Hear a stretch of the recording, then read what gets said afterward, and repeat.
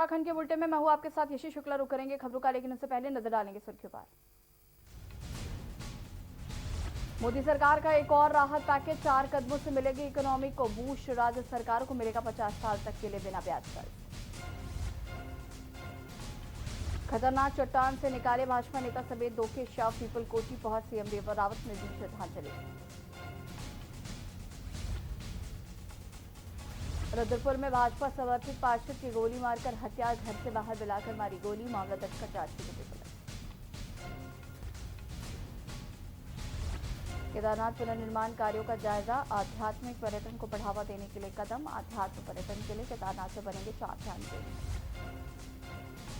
नैनीताल में सुविधाओं के अभाव में मरीज परेशान, अल्ट्रासाउंड तक की सुविधा नहीं उपलब्ध, मरीज दूसरे अस्पतालों में किए जा रहे रेफर।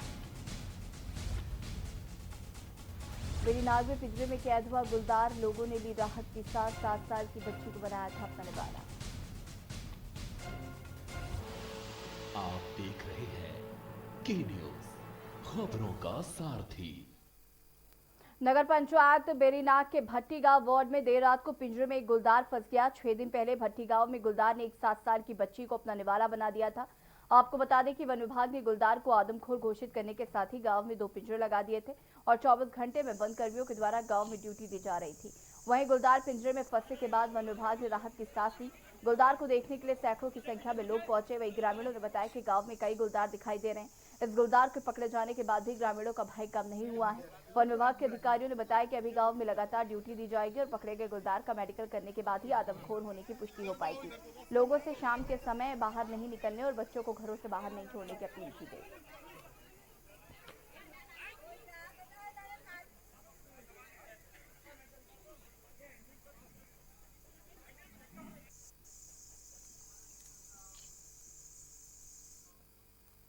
कुमाऊं के क्षेत्रों में लगातार चोरी और आपराधिक घटनाएं बढ़ रही हैं। वहीं इन घटनाओं को रोकने के लिए नैनीताल में पुलिस महानिरीक्षक अजय रौतेला ने कुमाऊं के एसएसपी और पुलिस अधिकारियों के साथ बैठक ली। इस दौरान अजय रौतेला ने क्षेत्र में बढ़ रही घटनाओं को रोकने के लिए निर्देश देने के साथ ही वांछित और फरार चल रहे अपराधियों की धरपकड़ तेज करने और लंबे समय से चल रहे मामलों को निस्तारित करने के लिए आदेश दिए। बैठक के दौरान अजय रौतेला ने पुलिस अधिकारियों को आदेश दिए कि दुष्कर्म के मामलों को 60 दिन के अंदर निस्तारित किया जाए। वहीं जनपद चंपावत में नशे के खिलाफ चलाए जा रहे अभियान में अभियुक्तों से 112 किलो चरस पकड़ने पर पुलिस महानिरीक्षक अजय रौतेला द्वारा मनोज बैरी को 1000 रुपए नगद और प्रशस्ति पत्र देकर सम्मानित किया गया।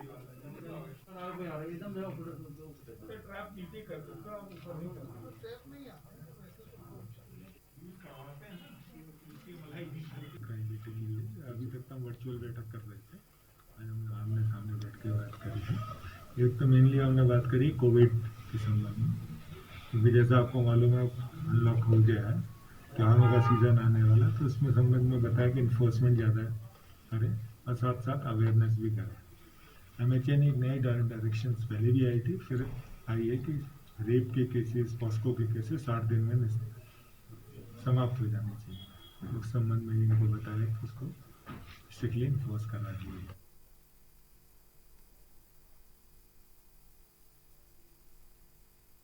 कांग्रेस मुख्यालय देहरादून में युवा कांग्रेस की तरफ से कार्यक्रम का आयोजन किया गया, जिसमें युवा कांग्रेस के नवनियुक्त पदाधिकारियों का शपथ ग्रहण और पदाधिकारियों को प्रमाण पत्र वितरित किया गया। साथ ही कई युवा यूथ कांग्रेस में भी शामिल हुए। कार्यक्रम में कांग्रेस प्रदेश अध्यक्ष प्रीतम सिंह ने शिरकत की। इस दौरान उन्होंने पदाधिकारियों को प्रमाण पत्र वितरण करने के साथ ही शपथ दिलाई। बता दें कि कांग्रेस प्रदेश अध्यक्ष प्रीतम सिंह ने पत्रकारों से बातचीत में कहा कि राज्य सरकार ने सत्ता में आने से पहले युवाओं को रोजगार देने का वादा किया था, लेकिन सत्ता में आने के बाद युवा बेरोजगार हुए हैं और यही वजह है कि कांग्रेस में बड़ी संख्या में लोग शामिल हो रहे हैं। इस दौरान प्रीतम सिंह ने कहा कि फॉरेस्ट गार्ड भर्ती प्रक्रिया मामले में यूथ कांग्रेस और एनएसयूआई की ओर से सचिवालय को भी दिया जाएगा।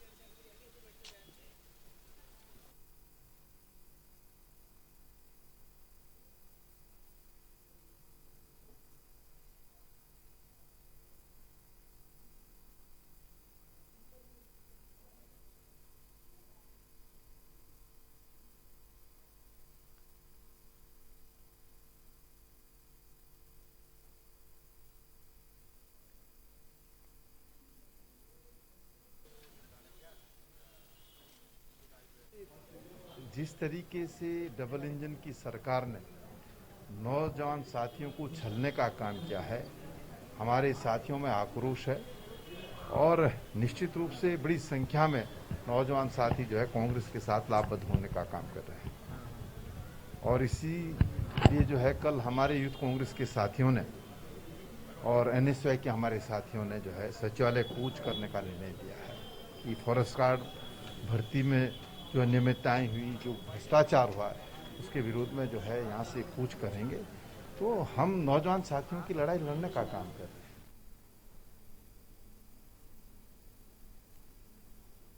कुंवरपुर सिसैया के राजकीय उत्तर माध्यमिक विद्यालय से 4 माह पूर्व हुई चोरी का पुलिस ने खुलासा कर दिया है। पुलिस ने मामले में 4 चोरों को गिरफ्तार किया है। उनके कब्जे से टैंक, पंखे आदि बरामद किए गए हैं। कोतवाली पुलिस के अनुसार राजकीय उच्चतर माध्यमिक विद्यालय कुंवरपुर सिसैया के प्रधानाचार्य दिग्विजय सिंह यादव ने 8 जून को प्राथमिकी दर्ज कराई थी, जिसमें चोरों द्वारा मोबा पानी का टैंक व पंखे चोरी कर लिए जाने की बात कही गई थी। तब से पुलिस चोरों को गिरफ्तार करने का प्रयास कर रही थी।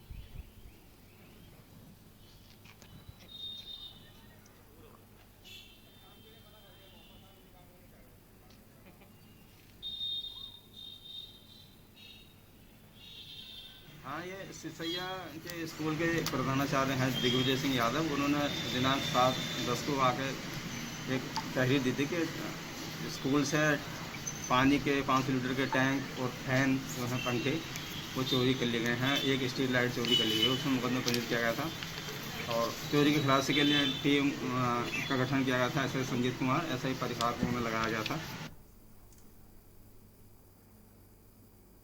नैनीताल स्थित मल्लीताल आड़त के सम्मुख सड़क में अवैध रूप से बेची जा रही सब्जियों और आड़त के सम्मुख सड़क में अवैध रूप फड़ लगवाकर आड़तियों द्वारा फुटकर व्यवसायियों से अवैध वसूली की जा रही है, जिसकी शिकायत पर जिला प्रशासन, नगर पालिका और पुलिस प्रशासन की संयुक्त टीम ने मल्लीताल सब्जी मंडी पहुंचकर आड़तियों के साथ वार्ता करते हुए उन्हें निर्देशित किया कि जिन आड़तियों के नगर पालिका में रजिस्ट्रेशन नहीं है वो 3 दिन के अंदर अपना रजिस्ट्रेशन करवाएं और सड़क पर सब्जियां नहीं बेचें। वहीं तहसीलदार भगवान सिंह चौहान ने बताया कि नगर पालिका द्वारा सभी आड़तियों को नोटिस जारी कर 3 दिन के अंदर अपना रजिस्ट्रेशन करवाएं। उन्होंने कहा कि अगर इसके बाद भी सड़क पर सब्जियां बेची जाती हैं तो उनके खिलाफ वैधानिक कार्रवाई की जाएगी।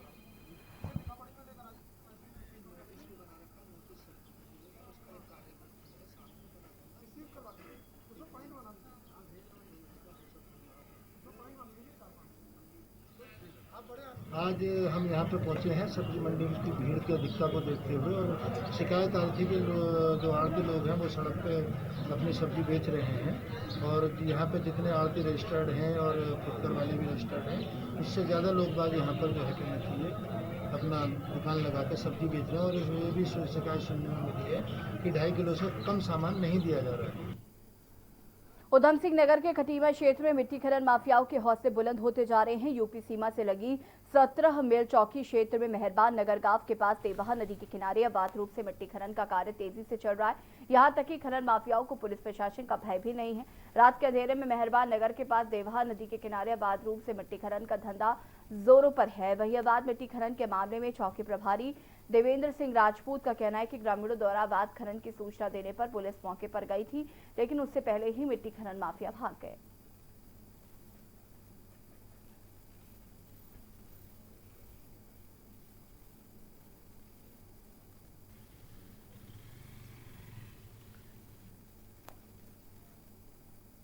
लेकिन शिकायत ये मिली थी कि जहाँ परमिशन है उस जगह पे शायद अपना खनन नहीं कर रहे हैं। इस सूचना पर मैं देवा नदी को गया, लेकिन वहाँ पर जब मैं गया तो मौके को कोई नहीं मिला। वहाँ पर खनन कार्य किया गया है वहाँ पर पूर्व में। इसमें अभी फिलहाल वहाँ पर कांस्टेबल लगा रखे हैं, तैनात किए गए हैं, पटवारी को बुलाया गया है मौके पर। मौका मुआयना करने के बाद ही अगली कार्रवाई की जाएगी। खबर सीमांत खटीमा से है, जहां कृषि उत्पादन मंडी समिति में धान क्रय को लेकर किसानों ने प्रशासन के खिलाफ जमकर नारेबाजी की। वही प्रदर्शन का नेतृत्व कर रहे किसान यूनियन के अध्यक्ष ने बताया कि कच्चे आड़तियों व मिलर्स के बीच किसानों को लेकर बैठक की जा चुकी है, लेकिन धान खरीद को लेकर लगातार किसानों का शोषण किया जा रहा है, जो बिल्कुल भी बर्दाश्त नहीं किया जाएगा। किसानों ने चेतावनी देते हुए कहा कि आने वाले 2 दिनों में किसानों की समस्या का निस्तारण नहीं किया गया तो वो सड़कों पर चक्का जाम करेंगे, जिसकी जिम्मेदारी शासन प्रशासन की होगी। वहीं मामले में मंडी सचिव ने बताया कि उच्च स्तरीय किसानों की समस्या को लेकर जिले में जिलाधिकारी द्वारा बैठक की जानी है और जल्द ही समस्या का समाधान किया जाएगा।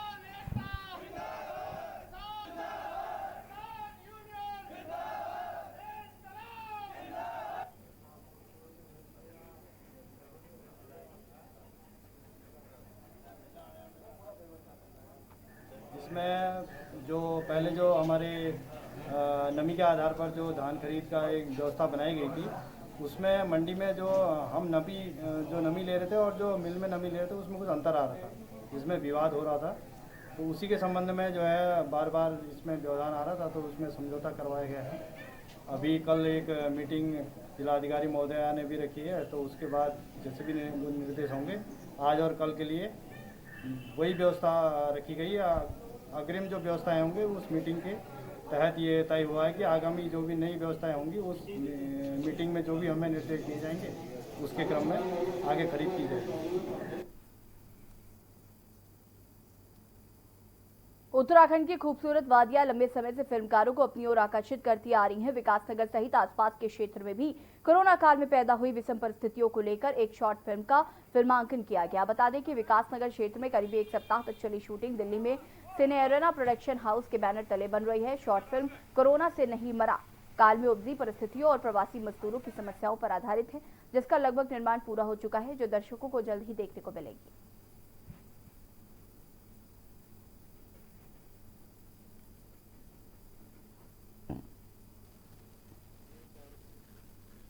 आज तो हम लोग एक वीडियो एल्बम की शूटिंग कर रहे हैं, क्योंकि हम वैराइटीज़ ऑफ प्रोडक्ट्स बनाने की कोशिश कर रहे हैं। तो कल कुछ डिफरेंट सब्जेक्ट था, आज डिफरेंट सब्जेक्ट है। कोरोना के दौरान बहुत सारी प्रॉब्लम्स आई हैं और उसके लिए हमें समाज में जागरूकता की बहुत ज़रूरत है। ये ठीक है कि कोई भी प्रॉब्लम आती है तो सब चीज़ सरकार के ऊपर डाल दिया जाता है और उसमें हमें अपनी जागरूकता की ज़रूरत है। सब लोगों को पता है कि उत्तराखंड के जो यहाँ का वेदर है बहुत अच्छे है, बहुत स्पेशल है। मुझे बहुत अच्छा लगता है, यहाँ बहुत कूल मौसम है। तो हाँ, यहाँ बिल्कुल पोल्यूशन फ्री है। जैसे हम दिल्ली या बॉम्बे में रहती हूँ तो उस टाइम पे बहुत ज़्यादा पोल्यूटेड होते हैं, बट यहाँ के मुझे बहुत फ्रेश फील हो रहा है। यस, यहाँ पे हमारे 2 प्रोजेक्ट के लिए हम आए थे। एक था शॉर्ट फिल्म, नाम है कोरोना से नहीं मरा, और नेक्स्ट प्रोजेक्ट है ये एक सॉन्ग है, तो बहुत स्पेशल है, ये मॉडर्न टाइप का है। खबर काशीपुर से है, जहां पर केंद्र सरकार द्वारा लगाए गए लॉकडाउन में पुलिस अधिकारियों व कर्मचारियों ने कोरोना वॉरियर्स के रूप में अहम भूमिका निभाई है और यही कारण है कि पुलिसकर्मी लगातार अपने फर्ज के आगे अपने परिवारों के सुख दुख को भूलकर वायरस की चेन तोड़ने में अहम योगदान दे रहे थे, जिसमें दर्जनों पुलिसकर्मी भी कोरोना वायरस का शिकार हो गए। वहीं पुलिसकर्मियों का स्वास्थ्य का ख्याल रखने के लिए समाजसेवी और निजी हॉस्पिटल संचालक मुकेश चावला ने एक पहल की शुरुआत की, जिसके तहत पुलिसकर्मियों के स्वास्थ्य की चिंता व्यक्त करते हुए निःशुल्क जांच की। बता दें कि कोरोना वायरस को हराने की ओर इस कड़ी में तोड़ने के लिए पुलिस विभाग ने अहम भूमिका निभाई। वहीं पुलिस विभाग के अधिकारियों और कर्मचारियों के स्वास्थ्य की चिंता व्यक्त करते हुए निजी अस्पताल के संचालक मुकेश चावला ने निःशुल्क जांच शिविर लगाया, जिसमें अस्पताल प्रबंधन द्वारा पुलिसकर्मियों की निःशुल्क जांच की जा रही।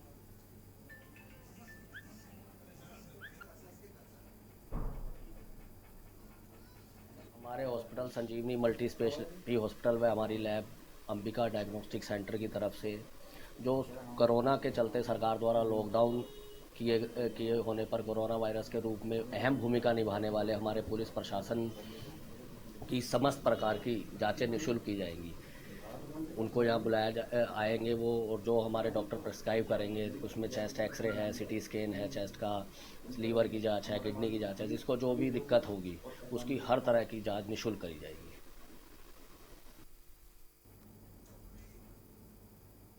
और यहाँ पर वक्त हो गया एक छोटे से ब्रेक का, जल्द हाजिर होंगे।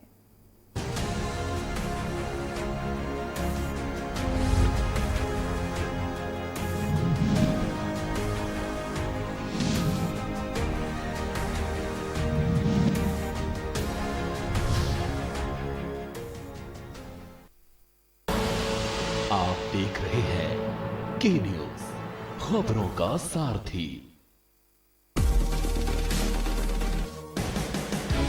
उत्तर प्रदेश के विभिन्न जनपदों के विशिष्ट उत्पादों को देश से लेकर विदेश में पहचान दिलाने और उससे जुड़े लोगों की आय बढ़ाने की दिशा में मील का पत्थर साबित हो रही है मुख्यमंत्री योगी आदित्यनाथ के कुशल नेतृत्व में शुरू की गई एक जनपद एक उत्पाद यानी ODOP योजना। परंपरागत पेशे से जुड़े हुए लोगों को प्रोत्साहित करते हुए अगर हम आर्थिक स्वावलंबन को अग्रसर कर पाएंगे तो ये कस्बे ये गांव फिर से अपनी पहचान को स्थापित कर पाएंगे और ढेर सारा रोजगार का सृजन भी लोग करने में सफल होंगे।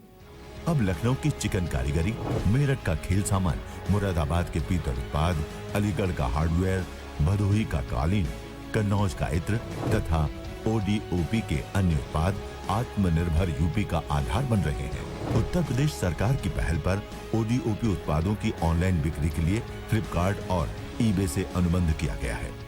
हमने विश्वकर्मा श्रम सम्मान के लिए, वन डिस्ट्रिक्ट वन प्रोडक्ट के लिए और हर एक स्थान पर एक नए स्टार्टअप के लिए धनराशि की पर्याप्त व्यवस्था अपने बजट में की है। हम इसके लिए उन्हें प्रोत्साहित करेंगे। ओडीओपी योजना से एक साल में प्रदेश के निर्यात में वृद्धि हुई है और आर्थिक विकास के साथ ही बढ़ा है रोजगार।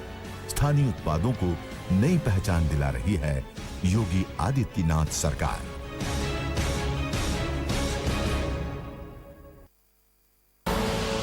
आप देख रहे हैं के न्यूज, खबरों का सारथी।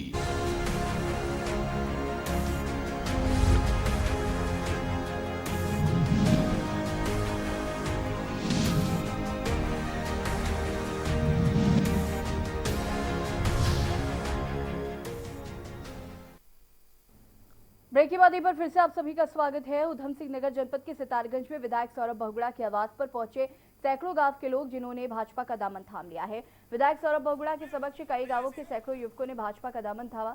इस मौके पर विधायक सौरभ बहुगुणा ने कहा कि देश का युवा मोदी जी के और देश का भविष्य देख रहा है, इससे भारतीय जनता पार्टी से लगातार युवा जुड़ रहे हैं।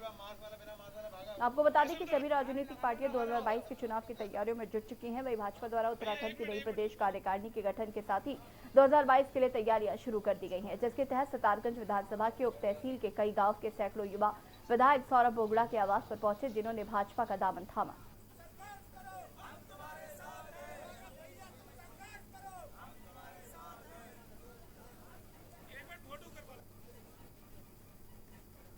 भाई, यूनुस भाई, फैजल भाई, उनकी सारी टीम का बहुत बहुत धन्यवाद करूंगा कि आज लगभग 100 लोगों ने आज भारतीय जनता पार्टी का दामन थामा है। हमारे मंडल अध्यक्ष विजय सलूजा जी की अध्यक्षता में उन्होंने अपनी आस्था भारतीय जनता पार्टी अपने विधायक सौरभ बहुगुणा और हमारे मंडल के अध्यक्ष पर जताई है।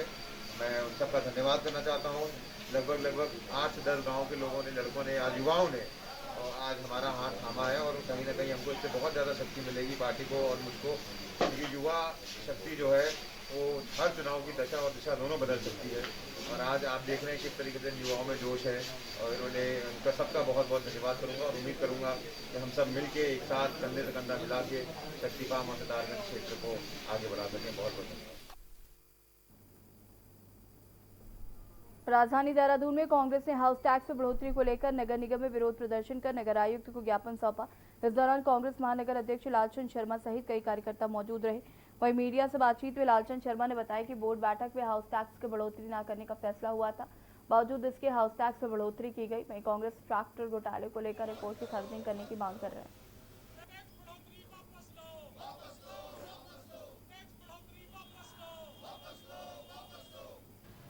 हम लोगों ने मांग रखी है कि जो हाउस टैक्स बढ़ाया जा रहा है वो हाउस टैक्स ना बढ़ाया जाए, क्योंकि पहले ही कोरोना महामारी के दौरान आम जनमानस का जीना दुभर हो चुका है। सरकार उनकी सुध नहीं ले रही है। कहीं भी किसी किस्म की जो परेशानी आम जनमानस का उन्हें दूर करने का काम जो नहीं हो रहा है और हाउस टैक्स लगातार बढ़ाया जा रहा है, जबकि ये तय था कि हाउस टैक्स अभी नहीं बढ़ाया जाएगा, उससे बढ़ोतरी है वो वापस ली जाए। उसके साथ हमने एक मांग करी थी कि जो ट्रैक्टर घोटाला है उसकी जाँच होनी चाहिए और जाँच के बाद उसकी रिपोर्ट सार्वजनिक होनी चाहिए। बाजपुर में कांग्रेस सेवा फाउंडेशन के कार्यकर्ताओं ने प्रधानमंत्री नरेंद्र मोदी से पोस्टकार्ड के माध्यम से 2014 में किए गए चुनावी वादे पूरे न होने पर सवाल पूछे हैं। इस दौरान कार्यकर्ताओं ने प्रधानमंत्री से सवालों का जवाब जनता को देने की मांग की है।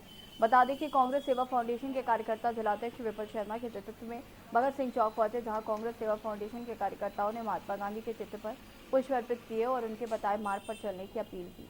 कांग्रेस सेवा फाउंडेशन के प्रदेश संयोजक सचिन आनंद ने कहा कि प्रधानमंत्री ने बेरोजगारी को दूर करने और बेरोजगारों को रोजगार देने की बात कही थी, जो कि अब तक पूरी नहीं हुई।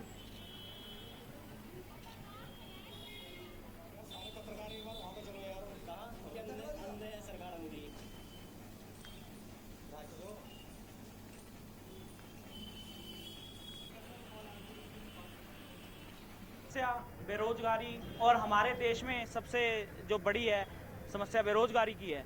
यहाँ पे शिक्षित लोग वर्ग पाने के बावजूद भी लोग यहाँ पे बेरोजगार घूम रहे हैं, जिस कारण हम प्रधानमंत्री से पूछना चाहते हैं 2014 के चुनावों के दौरान जो आपने जुमले जो जनता को दिए, क्या वह कभी पूरे हो भी पाएंगे?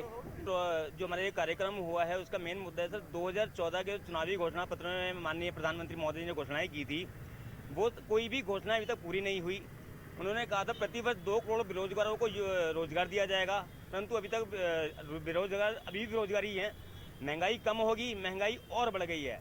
भ्रष्टाचार खत्म होगा, लेकिन भ्रष्टाचार की तो सीमाएं सारी लांघ चुके हैं। वही उस मुद्दे पे लेके आज हमने पोस्ट कार्ड अभियान किया है, लेकिन माननीय प्रधानमंत्री महोदय जी को अपना यहाँ की जनता जो है जन की बात के थ्रू अपना एक सवाल रखेगी, क्या महंगाई पूरे खत्म हुई या भ्रष्टाचार खत्म हुआ, उस मुद्दे को लेकर हमने वो कार्यक्रम किया है।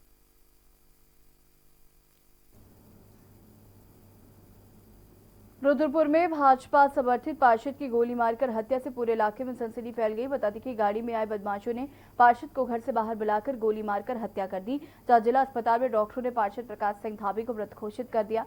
इस घटना की सूचना के बाद शहर भर के नेताओं का जिला अस्पताल में जमावड़ा लग गया।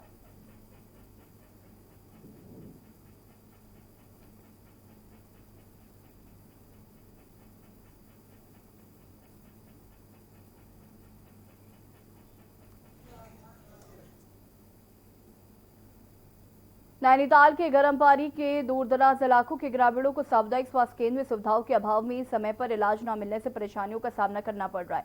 ग्रामीणों का आरोप है कि स्वास्थ्य केंद्र में उन्हें अल्ट्रासाउंड तक की सुविधा नहीं मिल पा रही है। यहां तक कि गर्भवती महिलाओं की डिलीवरी के लिए उन्हें दूसरे अस्पतालों में रेफर किया जा रहा है।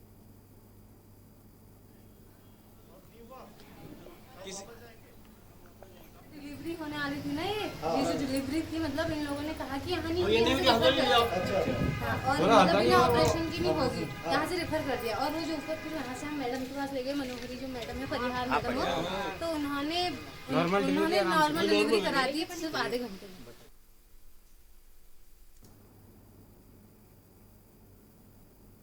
जीएसटी काउंसिल की 43वीं बैठक से पहले वित्त मंत्री निर्मला सीतारमण ने प्रेस कॉन्फ्रेंस की और त्योहारों से पहले कर्मचारियों को बड़ा तोहफा देने का ऐलान किया। वित्त मंत्री त्योहारी सीजन से पहले उपभोक्ता मांग को प्रोत्साहित करने के लिए कुछ घोषणाएं लेकर आई। कहने को तो केंद्रीय कर्मचारियों को तोहफा दिए जाने की बात की जा रही, लेकिन कहीं न कहीं इस घोषणा के पीछे कर्मचारी पिसते हुए दिखाई दे रहे हैं, जिससे सवाल उठता है कि जीडीपी दर बढ़ेगी और इसी को लेकर ये फैसला लिया गया है।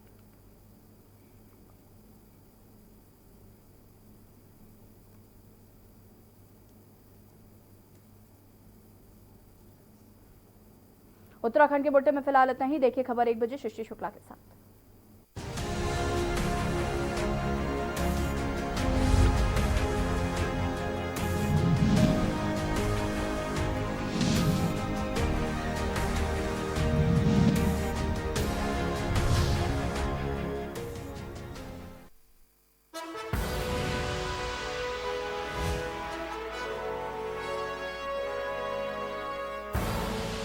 आप देख रहे हैं के न्यूज, खबरों का सारथी। लम्हे छोटे से ये जिंदगी से भरे, इन्हें हाथों में भर ले और जी ले जरा।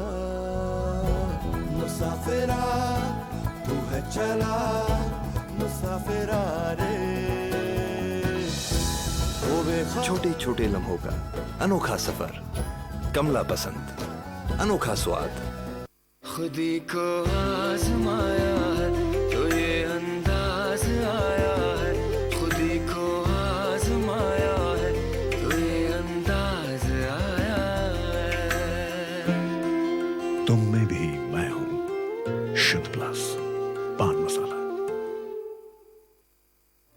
कोरोना संकट काल में के न्यूज इंडिया की देशवासियों से अपील है कि हम जाति धर्म को भूलकर कोरोना को हराने में एक साथ खड़े हों। जरूरतमंदों की मदद करें। कोरोना के खिलाफ जंग में हम अपना योगदान दें। हम सब मिलकर लड़ेंगे और मिलकर जीतेंगे।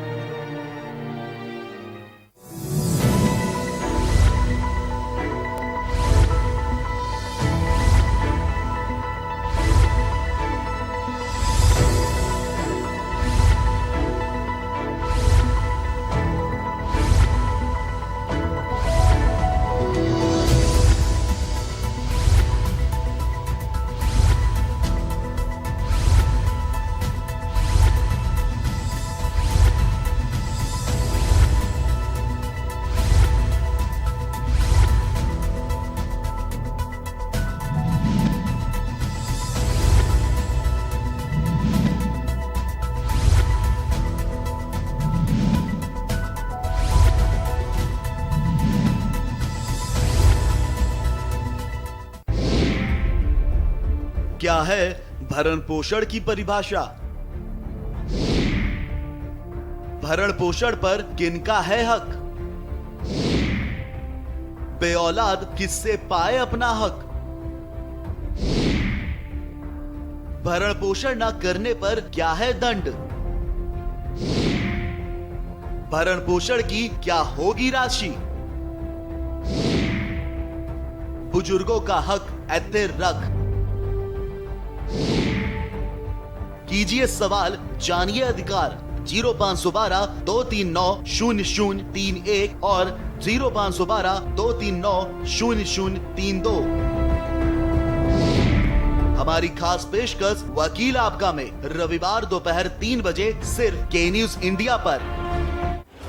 जब आपकी सोच को अंधेरा घेर लेता है और सिस्टम भी मुंह फेर लेता है, जब वादों की परतें खुलने लगती हैं और हारी उम्मीदों का ऊंचा ढेर लगता है, जब सड़क पर एड़ी की रगड़ देखकर अब तक जो भी हुआ सब बेअसर लगता है, तब चिंतन से डगर होगी आसान, मंथन से निकलेगा समाधान।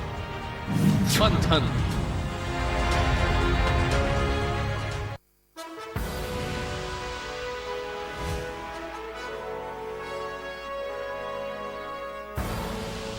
आप देख रहे हैं के न्यूज, खबरों का सारथी।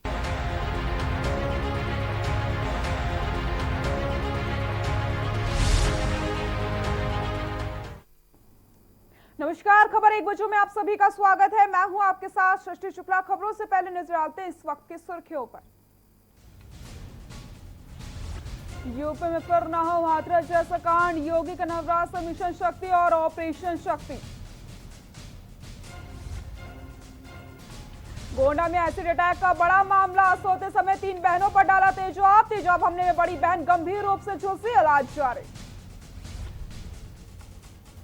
उत्तर प्रदेश में नहीं कम हो रहा अपराध, डबल मर्डर से दहला बरेली, संपत्ति विवाद में मां और बाप की हत्या। गाजियाबाद में व्यापारी की अपहरण के बाद हत्या, हज हाउस के पास लावारिस हालत में खड़ी मिली कार। मोहन नगर में बिजली की केबल बनाने की है फैक्ट्री।